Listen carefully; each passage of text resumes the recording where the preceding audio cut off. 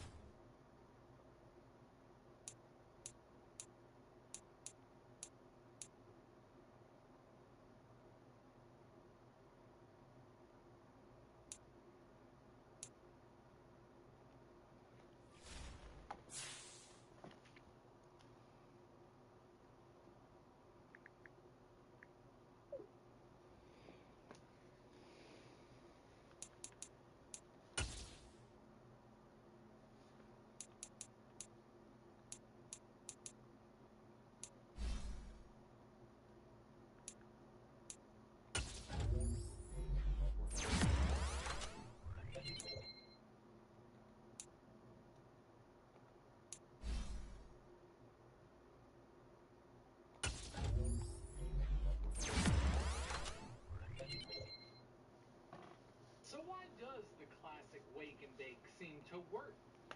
So why does the classic wake and bake seem to work so good? What is actually happening that makes you feel so extra baked when you smoke in the morning? We're about to find out why the wake and bake actually works and why some people say that a morning smoke session might be a sign that you have a bigger problem. What the fuck? Fuck out of Well here. then, welcome back to the channel. If it's your first time here, this is the channel where you can learn new fun facts about weed every week. So don't forget to subscribe so you can put some nuggets of knowledge into your stream. My name is Matt. I'm a patient, a cannabis industry employee. I love to learn about weed.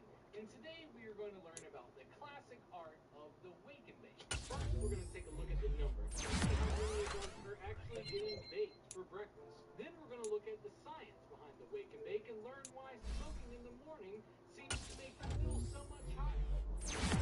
We're going to talk about some experts who believe that a wake and bake session may be a sign of addiction. Wait, what? So it's early in the morning. You're laying there nice and comfortable in your bed. And then it happens. The alarm. It's time to get up and face the day, but all you want is a few more minutes to sleep. Then you remember something that's going to make your morning a little bit easier. Maybe it's a nice hot shower. It could be an early morning workout. Or maybe it's just a few cups of coffee. But for a lot of us, that thing that makes our morning seem a little bit better is a nice, chill wake and bake session. According to a survey from Global Drug Survey back in 2017, almost 22% of cannabis smokers in the United States smoke cannabis within the first 5 minutes to 1 hour of waking up, making the United States the wake and bake capital of the world, followed by Mexico at 18%, Greece at 15%, and then Canada, where 14.9% of cannabis users smoke weed within their first hour of being awake. Now, that's a lot of people enjoying Kush and orange juice, but I bet these numbers are higher today than they were in 2017. And the reason that I think that is because as more and more states legalize medical cannabis programs, more and more people are learning every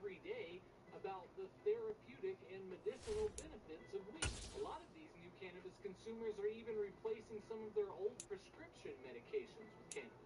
And if you're treating a chronic condition like pain or something, then you're probably going to take your medicine first thing in the morning. And if your medicine is now weed, that means that you're probably more likely to wake and bake. So I bet since we've seen such a huge rise in medical cannabis programs since 2017, that we've also had an increase in the number of people who wake and bake.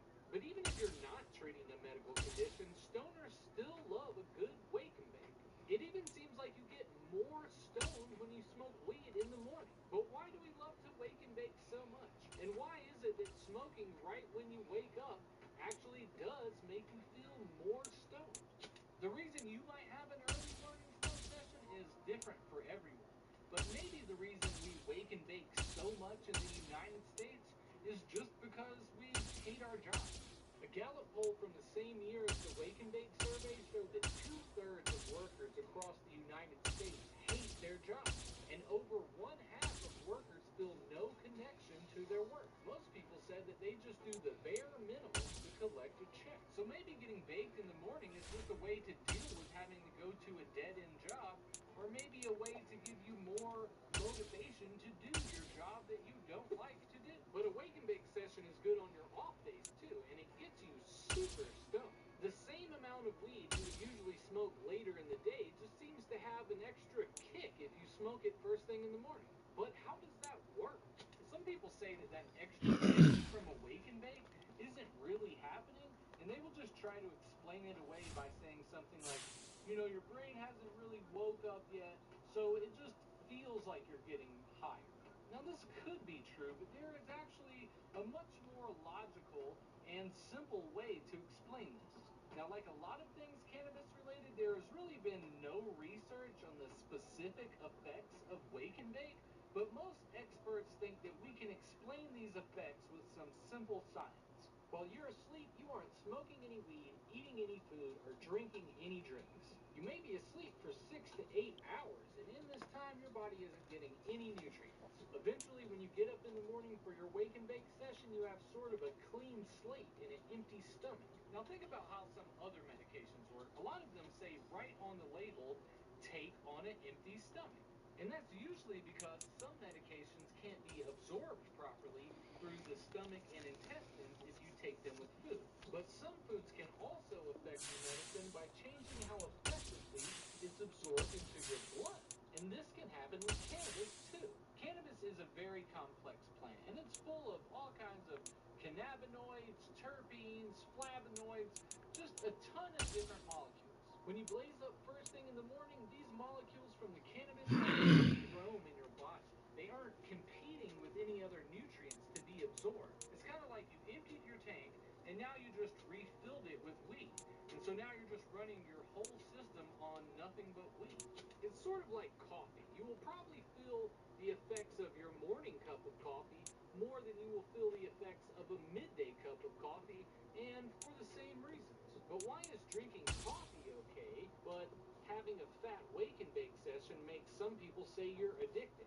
A study published in a journal called Addiction Research and Theory. Downtown between Brush Street and I-375. That's where we're located in the heart of Detroit at Ford Field, which first opened back in 2002. Today, it's week 3, and we've got a good one in store between the Dallas Cowboys and the Detroit Lions.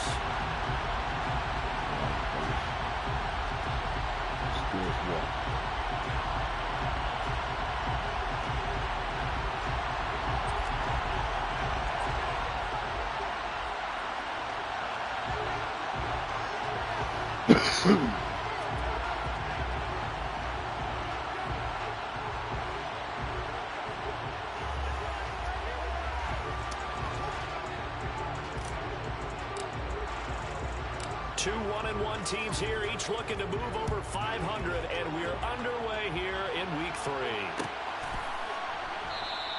And he opts to not bring this one out. The first drive will start at the 25.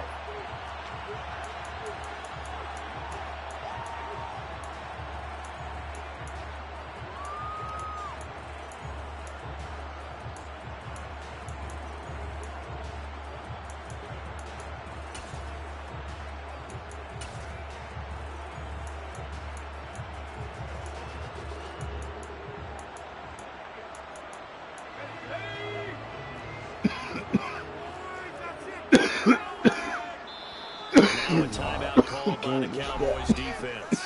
They'll have 2 remaining as we step aside here in this first quarter.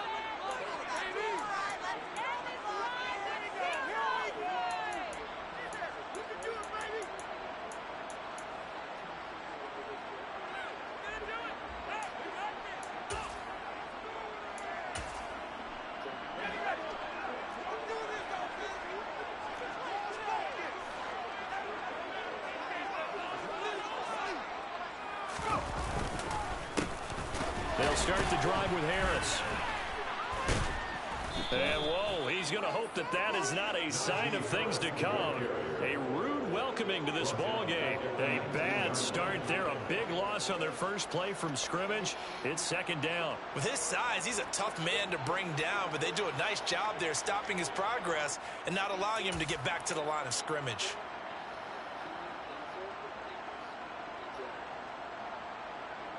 Tough spot looking at 2nd and 16 here after the big loss. They'll run with a big back. A.J. Dillon. Well, this defense for the Cowboys much improved from week 1. They were terrific last week in getting their guys their first win of the season. And what I saw on film was a nearly unstoppable pass rush. 5 sacks last week, plenty of hurries given up. So now what do you do on offense? You just max protect, keep everyone in and run the ball, or maybe just 1 or 2 receiver routes in order to try and keep your quarterback upright.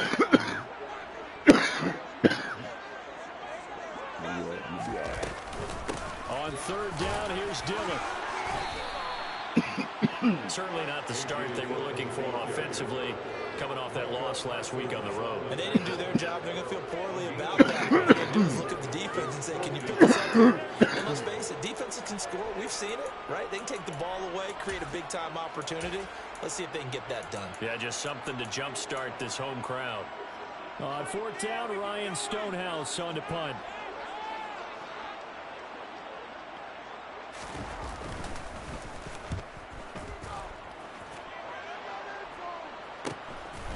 Fielded at about the 28. 13 yards the tally on the return there. And the Cowboys will take over the football with a 1st and 10.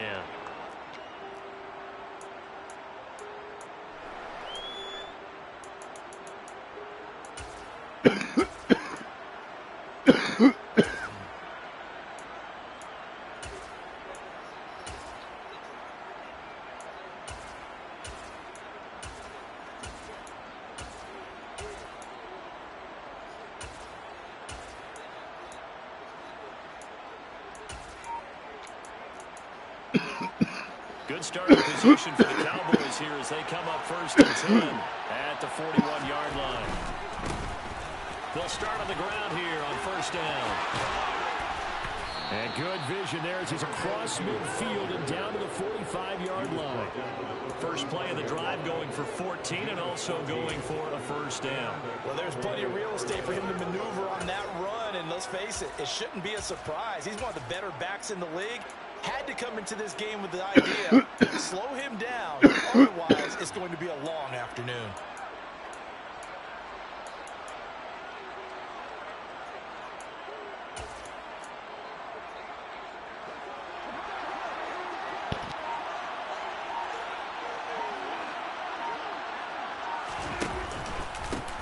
Here's the first carry for Ezekiel Elliott. Down to the 42, 2nd down.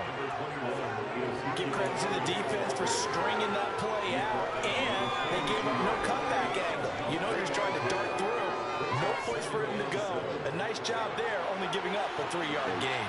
Oh, shit. Elliott going to get it again on 2nd down. Trying to find a lane, but instead he'll get back to the line of scrimmage. And no more. No gain on the play there, so they're left with a 3rd down and 6. They are in need of 6 yards here if they hope to move the chains. On 3rd down, it's Prescott. He'll find his man, Simi Fehoko. And it's going to be another 1st down as they'll get him to the ground at the Lions' 30. It's a gain of 12, and the Cowboys pick up the 1st. So 1st and 10 now from the 30. Inside give to Elliott.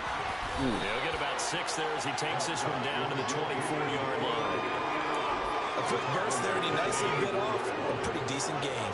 6 yards on that last play. Here's 2nd and 4. Again, it's Elliott. And some determined running there as he'll pick his way down to the 12-yard line. 11 yards and a Cowboy first down. A couple of nice carries back-to-back here, establishing the ground game a bit. Yeah, these aren't bare-bones runs now. I mean, they're getting substantial yardage, the kind of yards you're looking for, right? Let's go ahead and use a cliche. Stand in the change, right? Exactly. Five or more yards each time. That's what you're looking for in setting a tone and getting your offensive line going. Good sign on the opening drive. Maybe just a slight detour on what's been a strong drive. Here's 2nd and 11. Up the middle, here's Elliott. And he's going to get about 4 down inside the 10 to the 9. You've got to give kudos to your offensive line and the guy carrying the ball because they were in a 2nd and long situation. It seemed pretty dire, but they really met the third man to ball that run.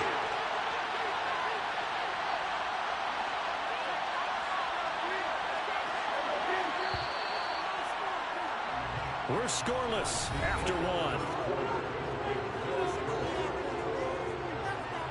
Start of the 2nd quarter, and it's the Cowboys in possession as they've got it with a 3rd down coming up.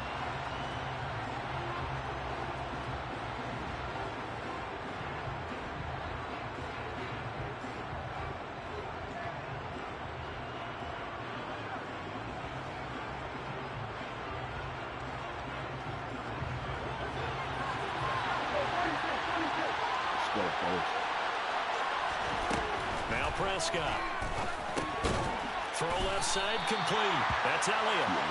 And here he'll get it down to 7. He'll get only a yard out of that, and it'll bring up 4th down.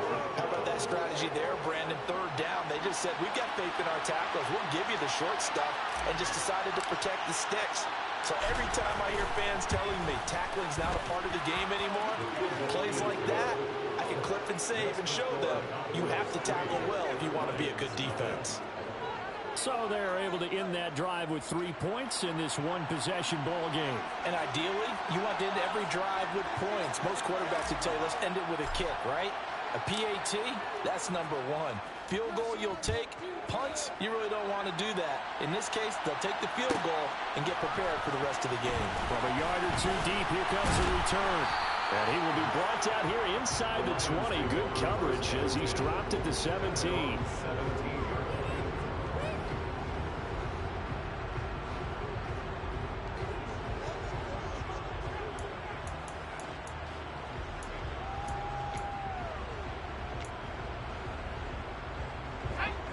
The Detroit offense ready to begin their drive. This one a little slow to get cooking. Just a 3-0 scoreline as they begin with a 1st and 10. And he is met at the line of scrimmage, and he goes down right there. Anthony Barr in on the tackle. It's rare that a man his size can't at least push forward for a yard, but they stopped him there for nothing. You're talking about tiny? You're talking about the little guy back Tiny. there? That monster. Yeah, you're exactly right. And it takes a group effort to get a guy like that down and not let him find some space. The first guy in, he's got to take one for the team, right? Because he's just waiting there and holding on for everyone else to help him out. Back to throw now on 2nd and 10. It's a short one here, complete to the tight end. Call it a gain of 6 on the play, and now it's 3rd and 4. That's a staple of this offense. Drag route to the tight end. Yeah, he's unable to use his size to break off much more yardage after the catch, but still an effective gain nonetheless.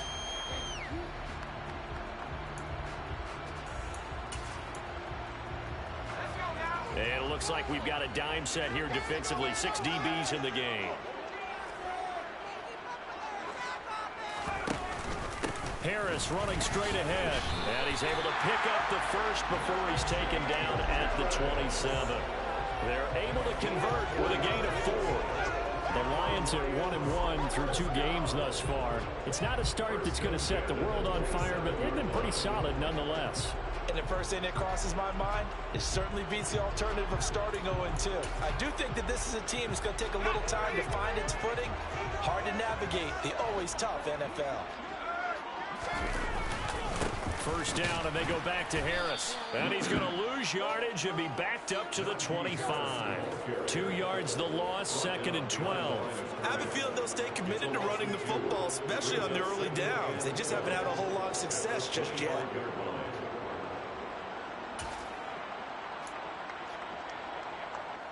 Now they contend with a 2nd and 12 after the loss.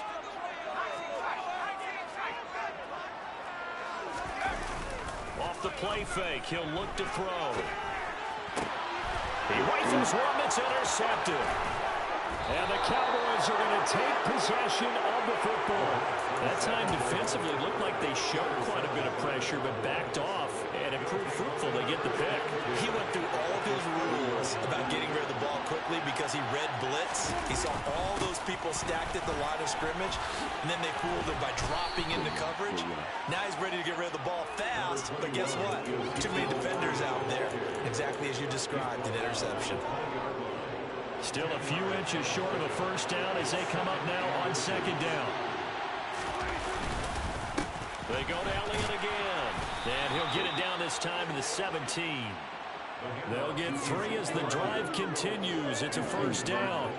2nd and inches is oftentimes an invitation for an offense coordinator to take a big shot downfield because he feels like he can come back on 3rd down and pick up the first down.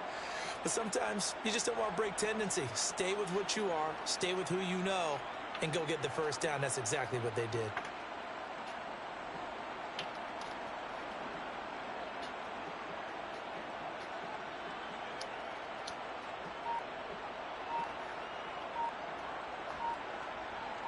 Second quarter, 2 minutes remain. 3-0 our score. They had to settle for 3 last drive, hoping this second go-around ends in 6. In good position, 1st and 10.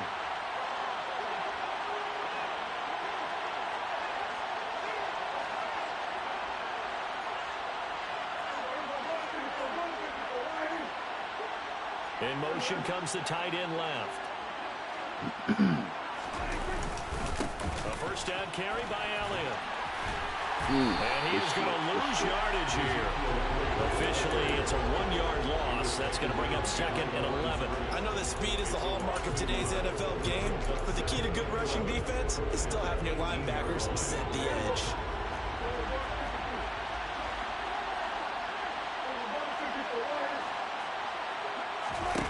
They'll try to throw now. Prescott. And that'll be caught by Fehoko. And he's down inside the 5 at the 4 before he's out of bounds. Sets him up nicely. 1st and goal. It was a pickup of 14. They'll come out in the pistol.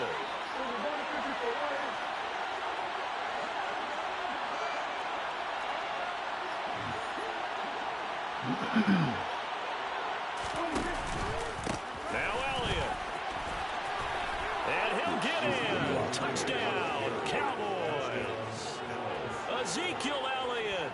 His 2nd rushing touchdown on the year as his guys are able to extend their lead. Solid blocking up front from the guys on the offensive line allowed him to get in for the touchdown. Yeah, some might say that the guys on the offensive line were in concert. I used to have a coach who called it marrying up, meaning when you get on a guy, you just stay right there. Each guy has his own assignment. That allowed the runner to make the big move towards the end zone. Extra point right down the middle, and the lead grows to 10-0.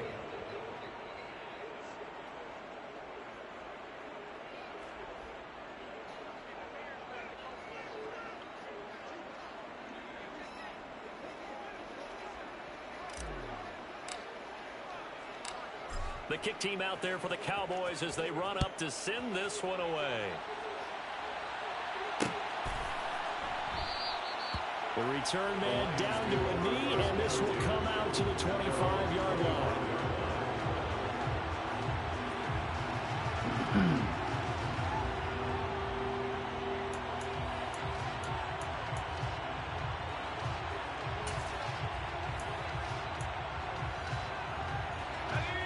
The Lions offense ready to kick off their next drive.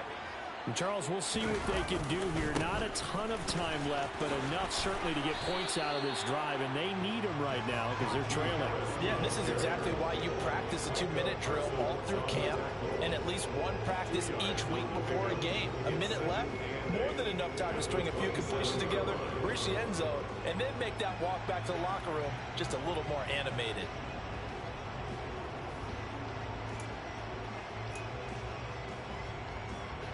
The last run got a couple. Here's 2nd and 8. Back to throw. And he'll let this one go deep for Chark. And that will be incomplete. Trying to dive it the long way out there, but it'll be 3rd down. Well, partner, they're not content to run this one out as we head towards the half, trying to hit a big chunk play right there and add to their score. Yeah, this is a confident group. At the very least, they're thinking field goal. And I don't blame them one bit. I don't think you sit on the ball going into the half when you have a chance to put some more points on the board. So the failure to connect on 2nd down, that leaves them staring up here at a 3rd and 8.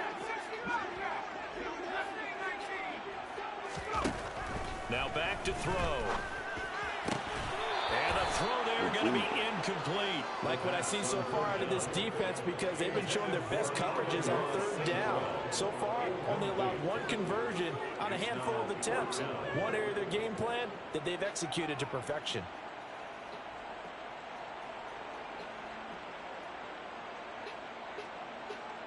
Okay.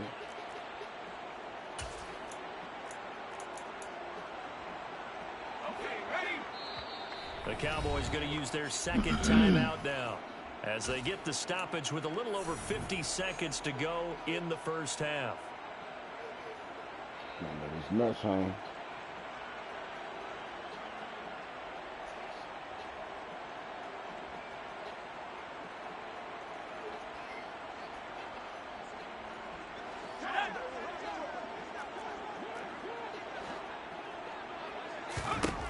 They're indeed going for it as they look to throw. And he knocks the ball away, and it falls incomplete. So certainly an interesting call there to go for it. And Dallas, they'll take over in terrific field position.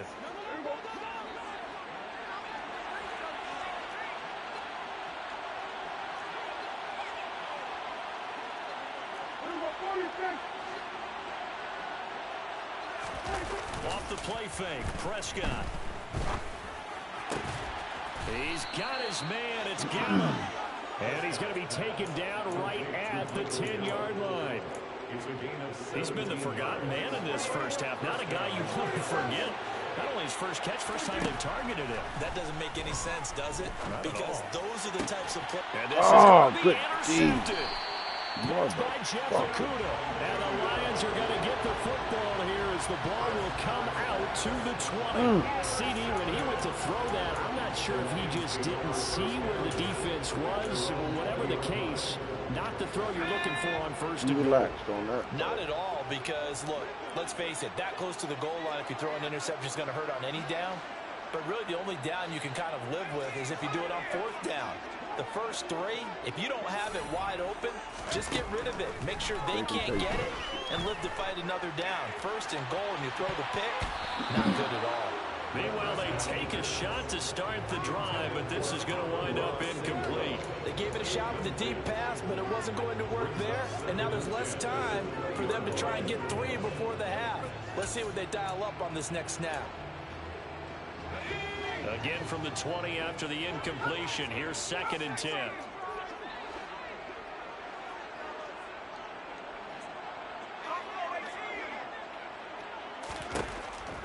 They'll set up to throw. He's airing it out for Williams. Come on, dude. Oh, this is good shit. And he's in for the touchdown on the final play of the 1st half. The prayer is answered. How did they get that done? That pass also evens the ledger for the rookie quarterback. Had the interception earlier, and now he gets the touchdown throw. The ideal touchdown-interception ratio is what, 3 to 1 for the best quarterbacks? But he's a rookie. Just getting back to even is a big deal. Increases the confidence his teammates have in him as he tries to become their leader. Extra point splits the uprights, and it will take us to the end of the first half of play. So we've hit halftime, just a field goal separating these two teams at the break. As we send you down to Orlando, where Jonathan Coachman has our EA Sports halftime report. Coach.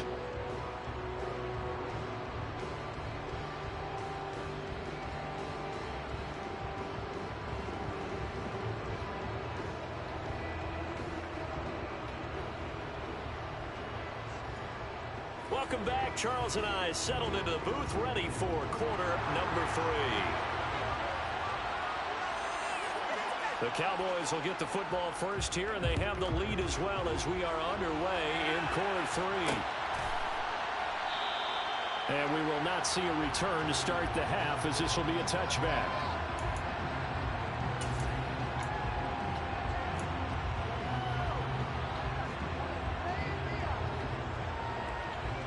Definitely feel some type of way about that last play. About set for this next drive by the Cowboys offense. And both of these defenses have been stifling these last few drives offensively. Just not able to get anything going, so what needs to change? And a lot of the guys will go back and review, so to speak, because everyone has someone assigned to how did each play work. Okay, what did we use that kind of worked for us during this game? Try and get back to some of those plays, as well as the possibility of showing something you haven't shown already in this game and trying to change things up. We'll see if they take the advice of Mr. Davis. And he takes us up to the 40-yard line before being corralled. 56 yards rushing for him now as he's run it 11 times. Well, you certainly have to give a little credit here because they're playing this game now at their pace. This is ball control football, sustained runs, taking their time, and making it work. And good vision there as he's across midfield and down to the 45-yard line. They've got the lead early here in the third quarter, and runs like that are how they establish that lead in the first half. I love the fact that you're using the word lead because they're leading from the front, pounding on the defense right now with the running game, and truly establishing themselves here in the second half. Running game working, they'll stick with it on first down. And after the good game last play, this time they say, as he's going to be stopped behind the line of scrimmage. 2 yards the loss, 2nd and 12. Well, we saw a lot of negative plays that resulted in plenty of lost yardage in the first half, and that trend is continuing here. So the first down run lost a couple. Now they come up 2nd and 12. Prescott now. And this one incomplete. Too much contact to hold on to that one, and it's 3rd down. This has certainly been a physical game so far. Limited scoring opportunities for both sides, and there's another chance that goes unfulfilled.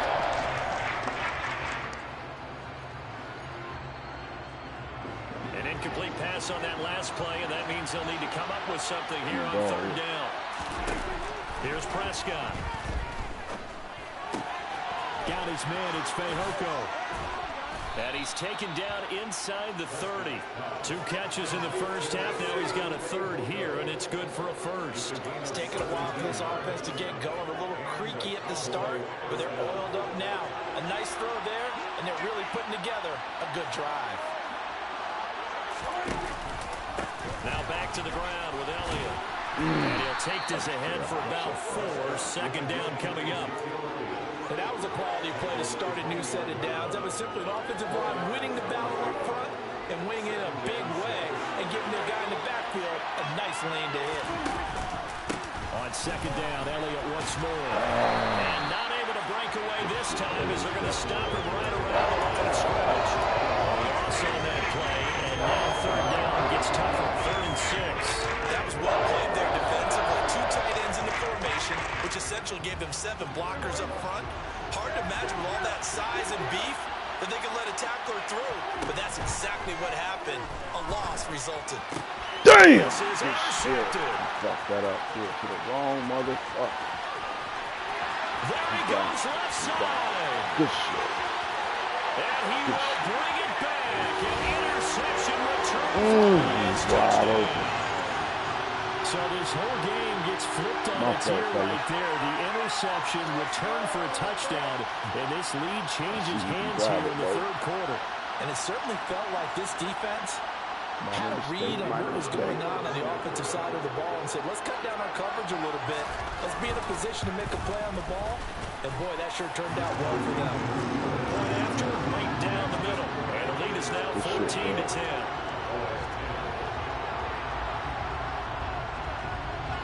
So they throw the pick six. They'll get another shot at it now as this one's in the air.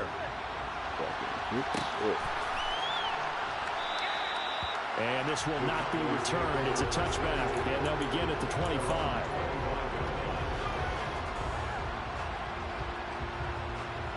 About set for this next drive by the Cowboys offense.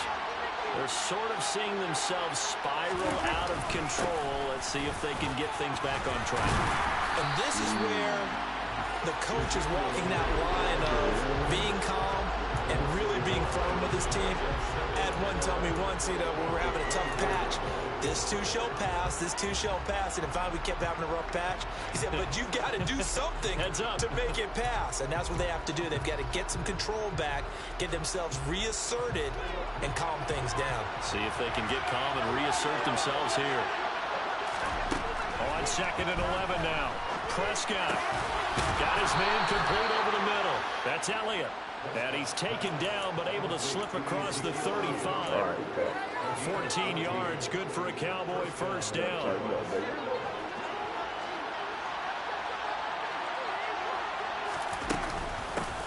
Hands it off out of the gun.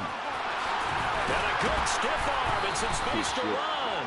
And he'll be taken down, but not before he works it past the 50. Another nice gain. That's now 30 yards between those last two plays. So the ball moves into Lion territory now. Here's 1st and 10 at the 46. They stay on the ground, but this time it's Elliott. Just a yard on the pickup there, and it'll bring up a 2nd and 9.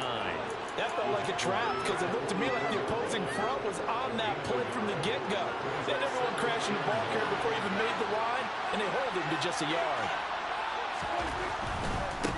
On 2nd down, they'll run it here. And he's going to get stopped up quickly. Give him a yard down to the 43. Well done to sniff that out defensively. He had it diagnosed pretty quickly.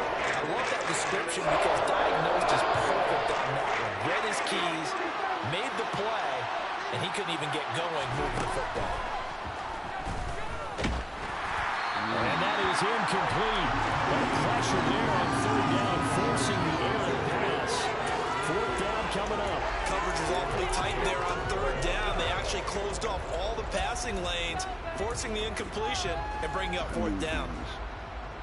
Trying to get one more in here before the quarter breaks. Prescott to throw on 4th. And they hit him as he throws, as this one's going to go straight down to the turf.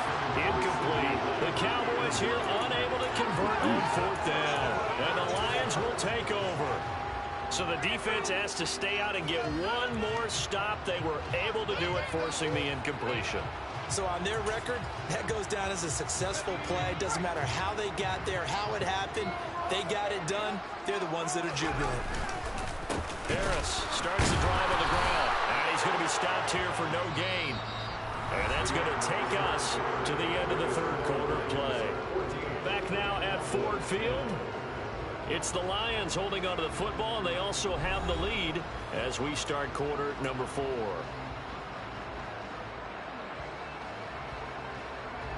So after the run for no gain, here's 2nd and 10.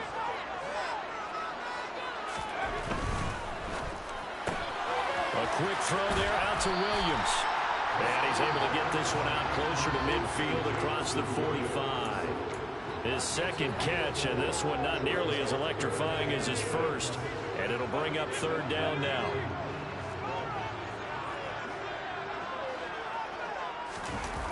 They'll drop to throw.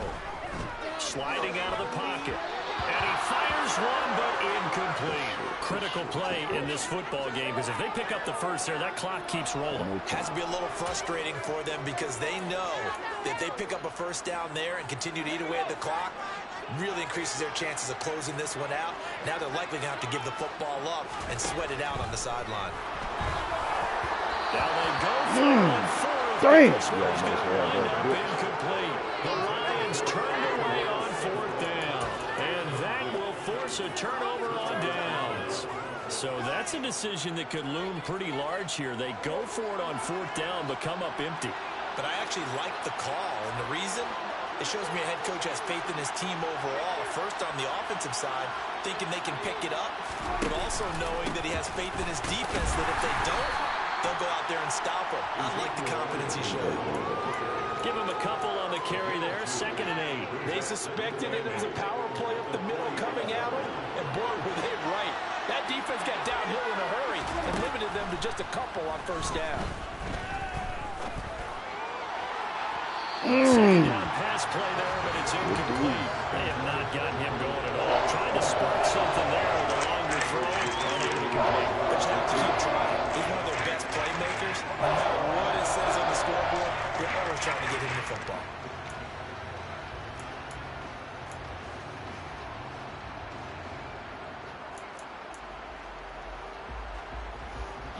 And the line to gain here is the 37 on 3rd down.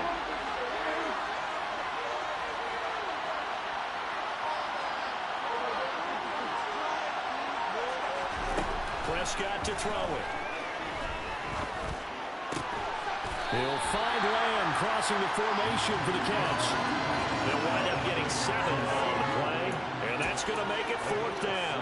One thing I think that's safe to say defensively, the tackling's been really good. And because of that, it's been very, very hard for them to move the ball because you're not getting the benefits of run after catch. They're tackling them almost on the spot. That means they have to run extra plays, harder to move it. Now the Cowboys going to burn the first of their timeouts. That'll leave them with 2 remaining. We'll be back after this.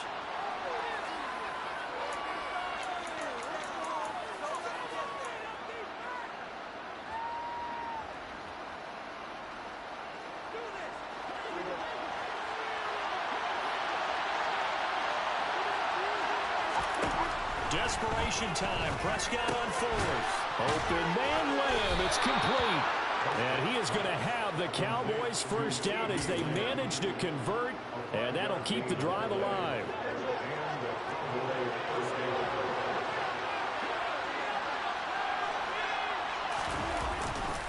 They go back to Elliott. He's been busy. Even with him busting through the contact, he'll still be stopped just inside the 35. The tackle that time by Zach Cunningham. Here's 2nd and 9, just a yard on that last run.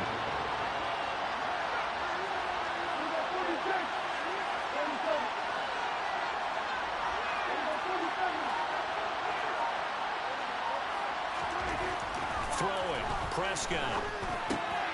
Man open, that's complete to Dalton Schultz.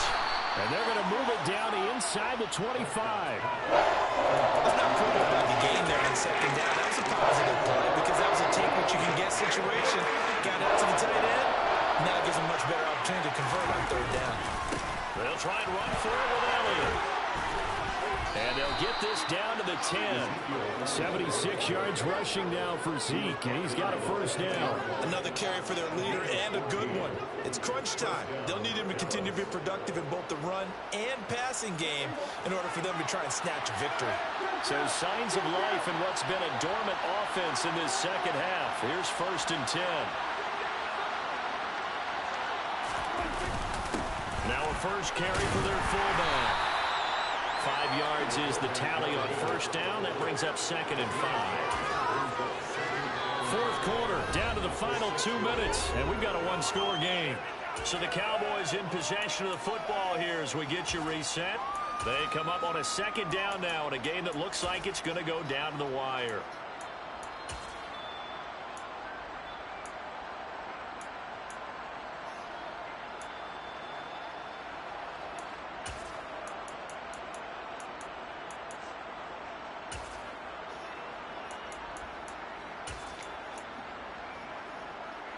Now 2nd and 5. Snap will come from the 6.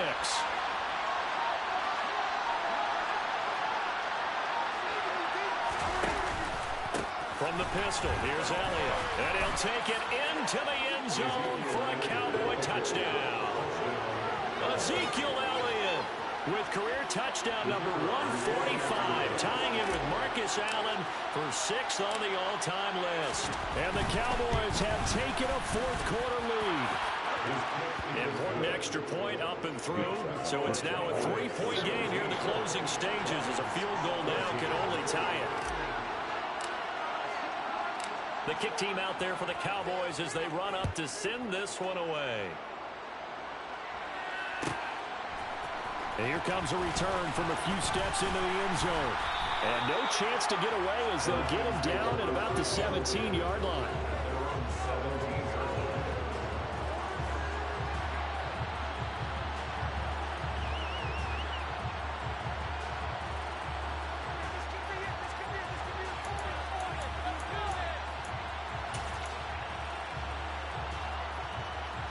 The Detroit offense ready to begin their drive.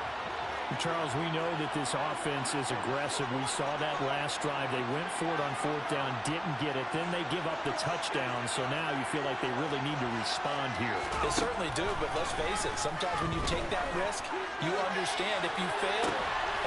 On a huge mistake late, it's intercepted. Picked up by Trayvon Diggs. They brought the house that time on a young rookie, maybe a little rattled through the pick. And you have to be prepared for a lot of pressure as a rookie quarterback because most defensive coordinators are going to test you that way.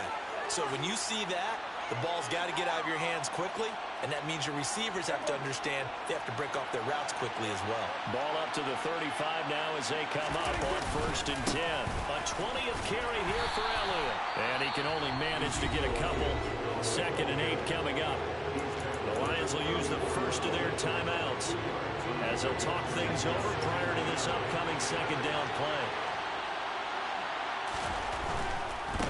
They'll try and run some clock here as they keep it on the ground.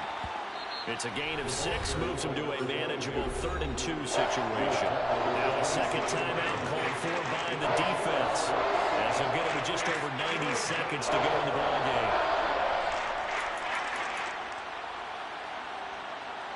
They'll come to the line, needing only 2 yards to gain the first here. On 3rd down, Elliott.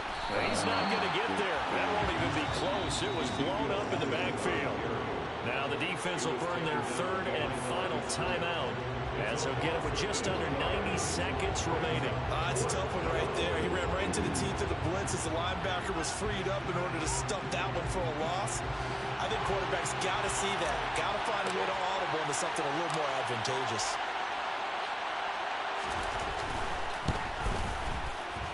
And his kick is absolutely perfect. And they stretch the lead to 6. It's 20-14 now. So they get the 3, but you wonder now, is that going to be enough? Excellent question, because when I look at the smiles on that side of the field, it's a little tight, aren't they? If they had scored a touchdown there, those would be big half-moon grins right now because they'd feel a whole lot better about their position. And a touchdown in the other direction, all of a sudden they're down. They'll elect to bring it out here from the end zone. And the decision to come out of the end zone is going to cost him 5 yards as he's taken down right at the 20.